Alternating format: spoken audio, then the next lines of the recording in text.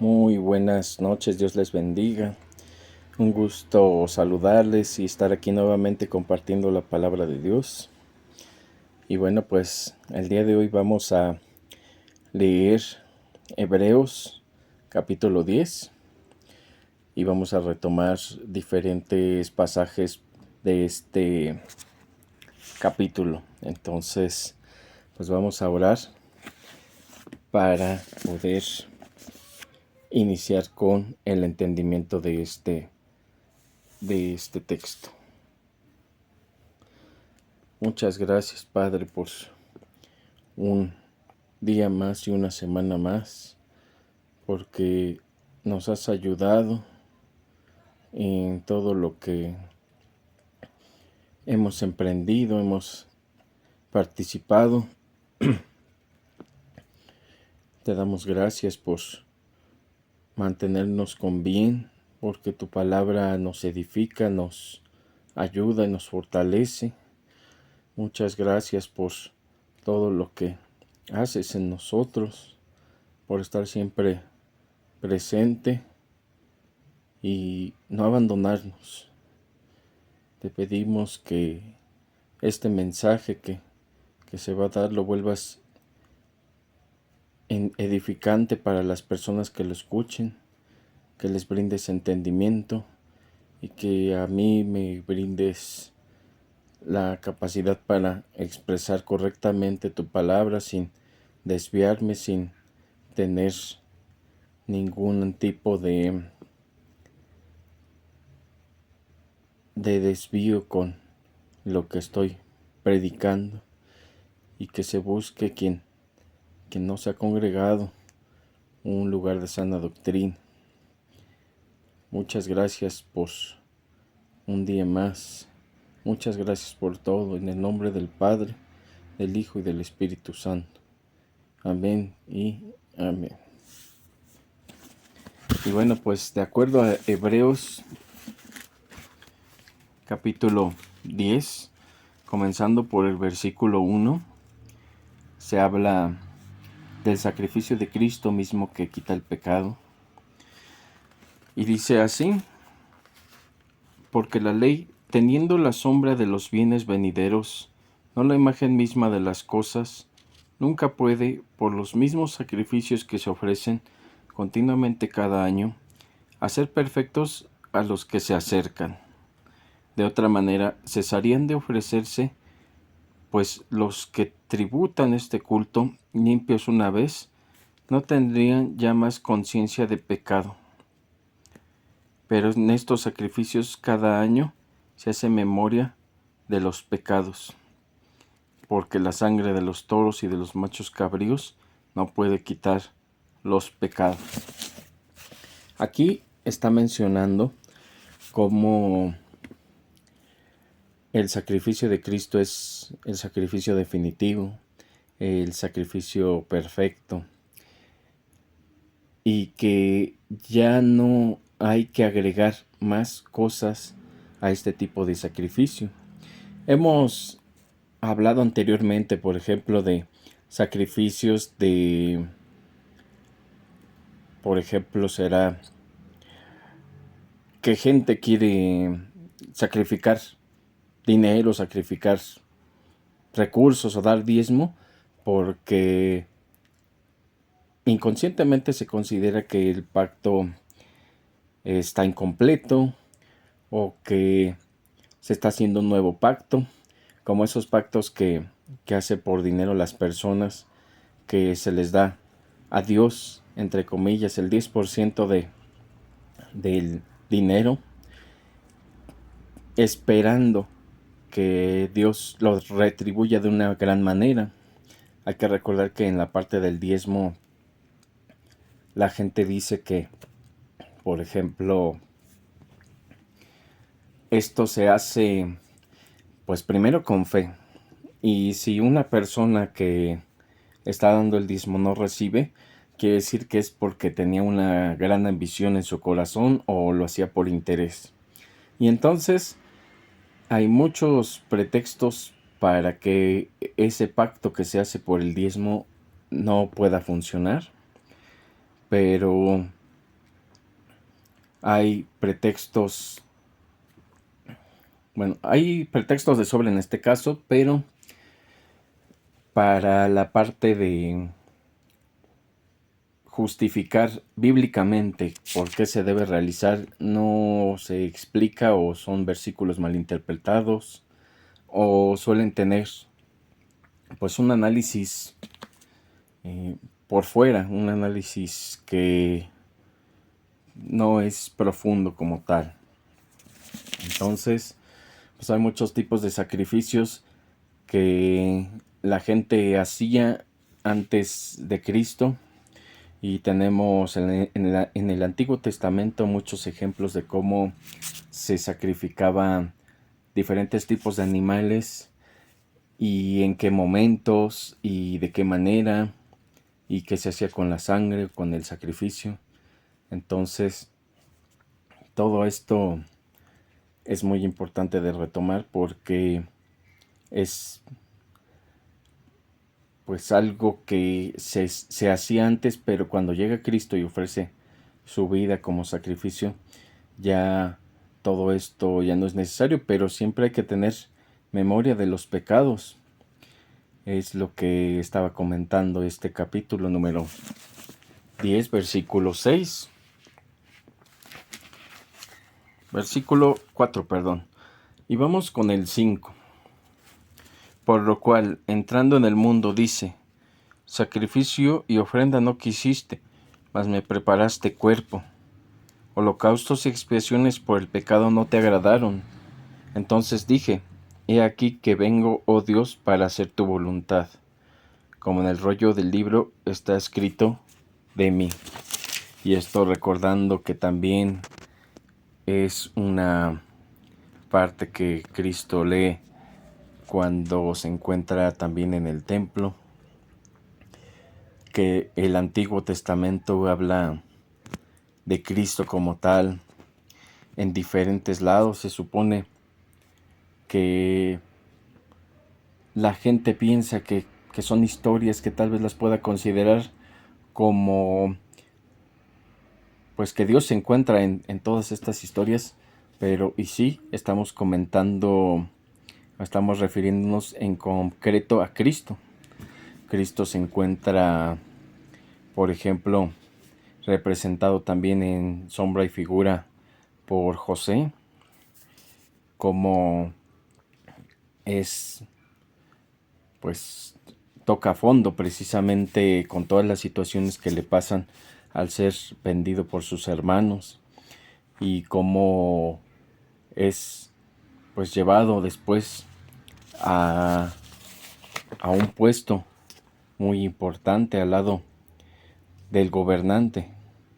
Entonces pues son ejemplos de cómo se representa la sombra y la figura de Cristo, pero también habla como tal de que el Mesías estaba por venir en esos tiempos, como habla del sacrificio que realizó Cristo posteriormente, que no iba a protestar o a decir alguna palabra para querer salirse de todo esto. Entonces, pues el Antiguo Testamento también habla de Cristo, y obviamente el Nuevo es todavía mucho más expreso en la persona de Cristo. Número 8. Diciendo primero: sacrificio y ofrenda y holocaustos y expiaciones por el pecado no quisiste, ni te agradaron, las cuales cosas se ofrecen según la ley. Y diciendo luego: he aquí que vengo, oh Dios, para hacer tu voluntad, quita lo primero para establecer lo último. En esta voluntad somos santificados mediante la ofrenda del cuerpo de Jesucristo, hecha una vez para siempre. Y ciertamente todo sacerdote está día tras día ministrando y ofreciendo muchas veces los mismos sacrificios, que nunca pueden quitar los pecados.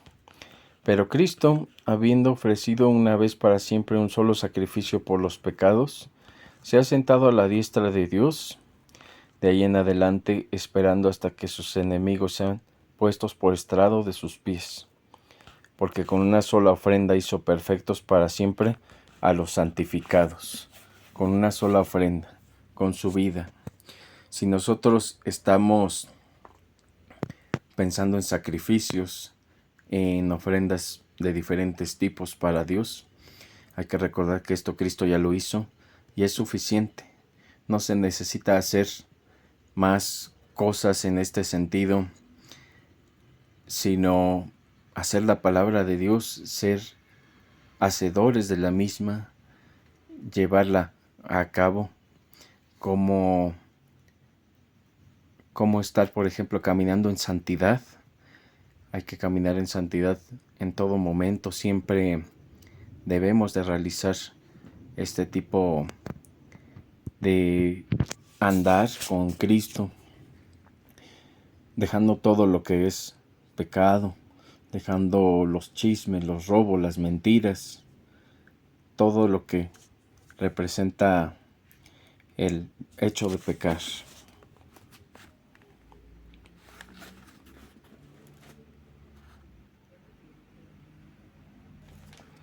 Y nos atestigua lo mismo en el Espíritu Santo, porque después de haber dicho: este es el pacto que haré con ellos, después de aquellos días, dice el Señor, pondré mis leyes en sus corazones, y en sus mentes las escribiré.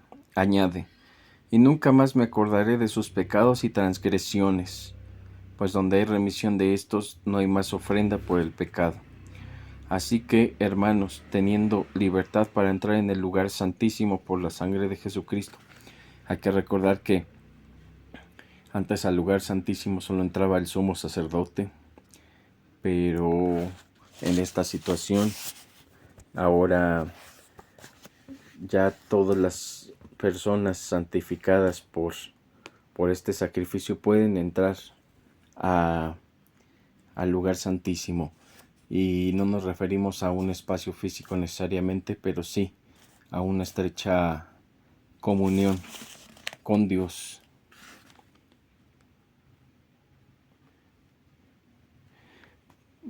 Por el camino nuevo y vivo que Él nos abrió a través de velo, esto es, de su carne. Y teniendo un gran sacerdote sobre la casa de Dios, acerquémonos con corazón sincero en plena certidumbre de fe, purificados los corazones de mala conciencia y lavados los cuerpos con agua pura. Mantengamos firme sin fluctuar la profesión de nuestra esperanza, porque fiel es el que prometió. Y considerémonos unos a otros para estimularnos al amor y a las buenas obras. Amor y buenas obras. Hay un análisis que estaba escuchando por un pastor verdadero de Dios que señala que si tienes, por ejemplo, buenas obras pero no hay amor, entonces no eres una persona salva. Y si tienes amor pero no hay buenas obras, entonces ¿cómo estás dando evidencia de esa salvación otorgada por gracia que Cristo dio? Entonces hay que estar en conjunto haciendo las dos cosas, buenas obras y también trabajando con la parte del amor, ejercitándonos para la piedad, porque es muy sencillo hacer buenas obras, pero todavía es más difícil estar trabajando la parte del amor. Esa Dios la pone en el corazón, pero tenemos que esforzarnos en su palabra, en su comunión, y todo esto va a ser dado por añadidura.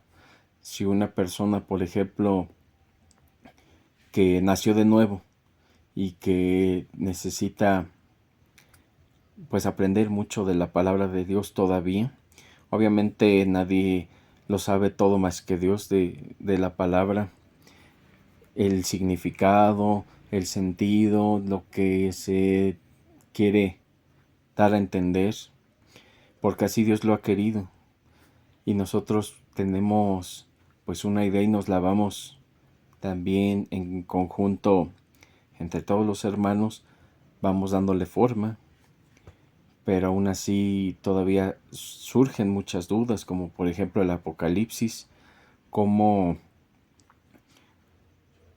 se van a dar estas cosas. Tenemos señales, tenemos las situaciones, y una de esas precisamente es cómo se van enfriando las personas, incluso los hijos de Dios van a empezar a enfriarse en la parte del amor. Por eso es importante seguir trabajando con esto. Si alguien, por ejemplo, no sentía nada cuando leía la palabra y nace de nuevo y sigue leyendo y perseverando en la oración, en congregarse, en la lectura, en ayuno, por ejemplo, si sigue perseverando en todas estas situaciones, pues tenemos que poco a poco va a ir comprendiendo cómo es el amor a los demás, pero primeramente el amar a Dios. Hay que recordar que amar a Dios es nuestra base, nuestro fundamento, y que la forma correcta de amar a Dios es en primera buscarlo, tener comunión con Él, hacer lo que dice. Amar es rendir esa obediencia. Esa es la forma en la que amamos a Dios. Como siempre he dicho, no se trata de lanzar besos al cielo o decir Diosito te amo. Se trata más bien de estar haciendo lo que dice Dios, obedecer. Obedecer por más que nos cueste, por más que estemos carnalmente en contra de lo que Dios dice, por ejemplo, de las groserías. Si carnalmente queremos decir ese tipo de palabras, tenemos que pedirle a Dios que nos dé fuerza para mantenernos en pie, para no ofender, porque no solo es la mala palabra, sino a quien le repercute, hasta uno mismo puede generarle daño. Entonces debemos de tener esa comunión con Dios para que después de estar bien con Él y estar amándolo porque hacemos lo que Él nos está solicitando, ahora toca amar al prójimo. Por eso dice Cristo que hay que amar a Dios con todo nuestro ser y después amar al prójimo como a nosotros mismos. Y aquí una parte que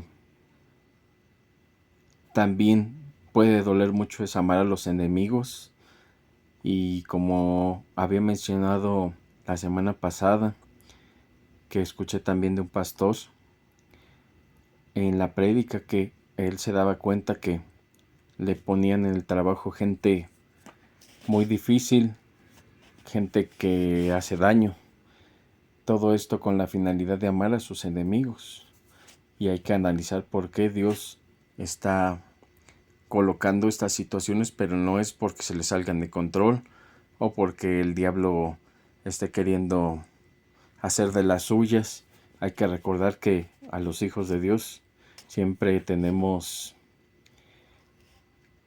ese camino en las mejores manos, aunque a veces no lo parezca. Hay que tener certeza y tener fe, sobre todo, que es una de las situaciones principales para seguir adelante.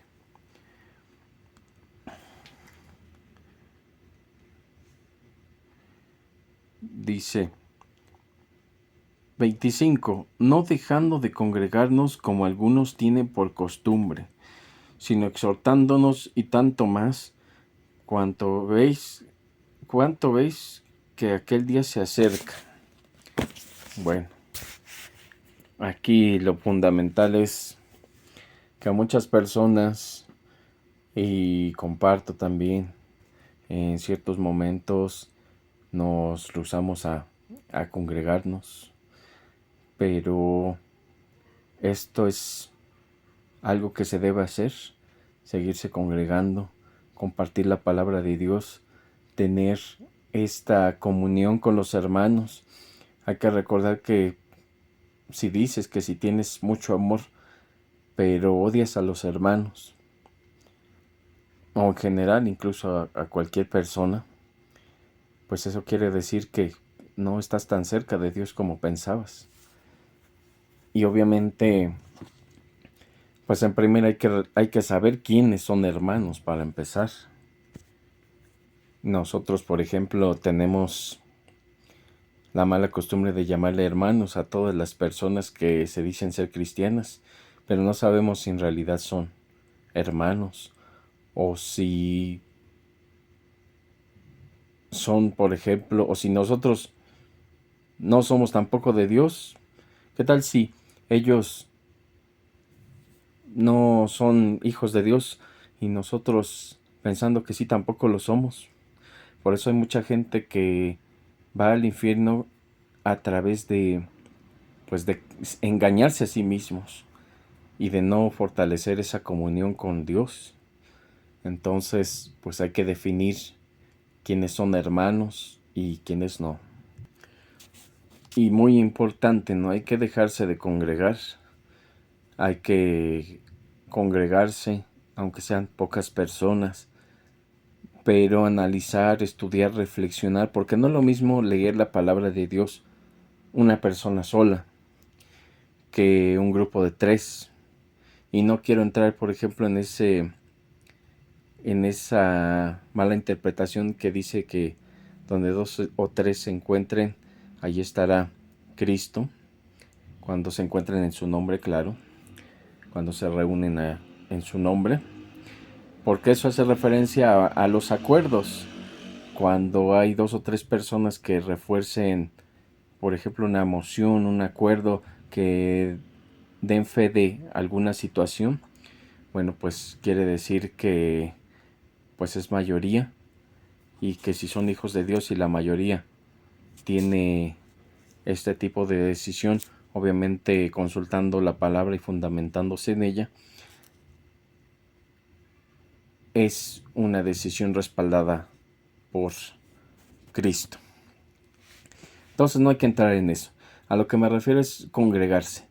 Cuando una persona comparte la palabra de Dios en su casa, cuando la comparte con su esposa, con sus hijos, cuando estudian todos, pueden tener perspectivas diferentes, pero siempre enfocándose a lo correcto. Obviamente, pues es un ejemplo de una célula familiar, pero lo ideal es siempre formar parte de una comunidad de hermanos, todavía pues un poco incluso más grande, pero que sí sea de Cristo, que sí sean los hermanos, que sí se tomen principios bíblicos y se trabaje correctamente con su palabra. Y aquí viene la advertencia para las personas que están pecando deliberadamente. ¿Cómo saber, por ejemplo, si somos de Dios? Dios nos salva, Dios nos aparta, pero por lo mismo tenemos que estar apartados del pecado porque nos apartó Dios para sí mismo. Y quien esté pecando pensando que ya es salvo, posiblemente no lo sea. Pero vamos para allá con eso. Versículo 26. Porque si pecaremos voluntariamente después de haber recibido el conocimiento de la verdad, ya no queda más sacrificio por los pecados, sino una horrenda expectación de juicio y de hervor de fuego que ha de devorar a los adversarios. El que viola la ley de Moisés por el testimonio de 2 o 3 testigos muere irremisiblemente. Es a lo que me refiero, 2 o 3 testigos. ¿Cuánto mayor castigo pensáis que merecerá el que pisoteare el Hijo de Dios y tuviere por inmunda la sangre del pacto, en la cual fue santificado, e hiciere afrenta al Espíritu de gracia? Pues conocemos al que dijo: mía es la venganza, yo daré el pago, dice el Señor. Y otra vez, el Señor juzgará a su pueblo. Horrenda cosa es caer en manos del Dios vivo. No debemos de tener miedo a los ladrones, a los vivos, como dicen algunos, que no le tienen miedo a los muertos, pero a los vivos sí. Fantasmas, reptilianos, extraterrestres, muchos grupos de personas adineradas que quieren adueñarse del mundo.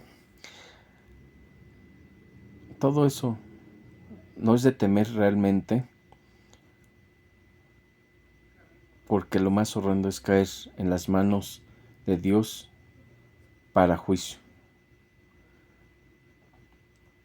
El castigo de Dios es lo más fuerte que podemos recibir. El infierno es la peor condena que podemos llegar a experimentar. Entonces, lo que acabo de leer señala que si Cristo murió por los pecados de quienes creen en Él y esas personas siguen pecando, entonces quiere decir que estás dando por hecho que no valió la pena que Cristo hiciera eso por ti. No valió la pena el sacrificio que Cristo realizó por tu ser, por tu persona. Entonces, es eso. No es justo que alguien esté pagando por su vida y nosotros sigamos pecando y dejando de hacer las cosas bien, porque también dejar de predicar, dejar de congregarse, dejar de hacer las cosas que Dios solicita es pecar. Robar es pecado, mentir es pecado y engañar también, adulterar, fornicar, etc. Pero también dejar de congregarse, dejar de predicar el Evangelio. Antes, cuando estábamos empezando, predicábamos más a Dios que ahorita muchas personas lo hacen. Cuando nacen de nuevo, sienten esa necesidad de mostrarles, de contarles a los demás qué es lo que está viviendo.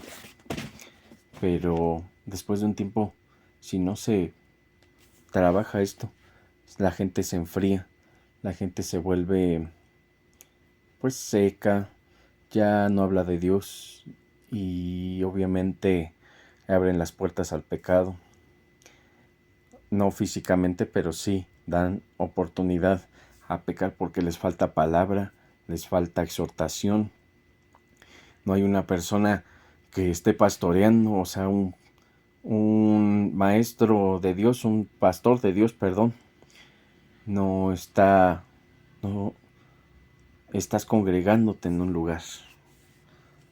Y claro, no es lo mismo ser pastor que ser predicador, porque predicar es una encomienda que Cristo ha mandado para todos, pero por ejemplo no para todos se está solicitando que sean pastores. Entonces está en nuestras manos predicar, congregarnos, fortalecer la oración, fortalecer la comunión, dejar los pecados que seguimos haciendo, darle gloria y honra a Dios en nuestro trabajo, en la calle, en la casa, porque todo eso da testimonio. El testimonio, recuerden que es algo muy fuerte para lograr que más personas puedan acercarse a Dios en todo lugar. Hay gente que no le predican y que está en países muy lejanos y mueren sin saber quién fue Dios, el creador de ellos también, de todos nosotros. Entonces es algo muy importante seguir reforzando las obras, trabajando en la obra de Dios. Vamos a orar para concluir. Muchas gracias por una semana más y esta palabra tuya que nos has brindado. Te ruego que salgamos y que la pongamos en práctica desde nuestro hogar hasta todos los contextos donde estemos inmersos.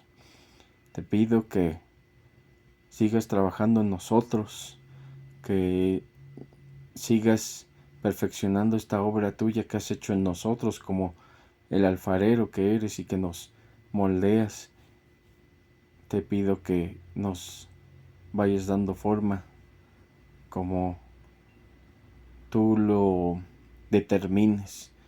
Estamos en tus manos y nos colocamos en tus manos, y también te pido que tomes en tus manos a la familia, a las necesidades en la parte económica, por ejemplo, en la salud, la seguridad y la paz, todo tipo de necesidades en el trabajo, que sea un buen ambiente también, y que te demos gloria y honra dentro y fuera del trabajo, en el hogar y en todo tipo de lugares. Te pido que nos guardes, que nos protejas de todo tipo de males, que entendamos tu voluntad y que seamos hacedores de tu palabra en lugar de oidores olvidadizos.